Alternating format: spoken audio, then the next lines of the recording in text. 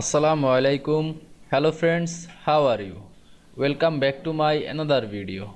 In this video, I am going to show you how to add title to image in iCloud Keynote.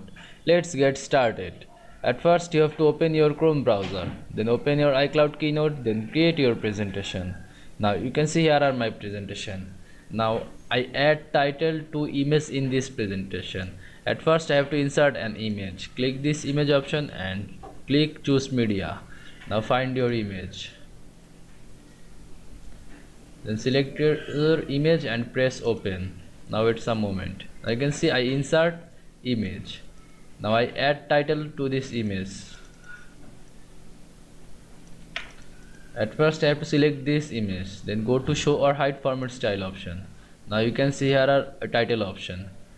Now you can see here a top drop down menu. Click this top or bottom. Now I want to top. Now double click on this title and write your title. Now I align this title to middle.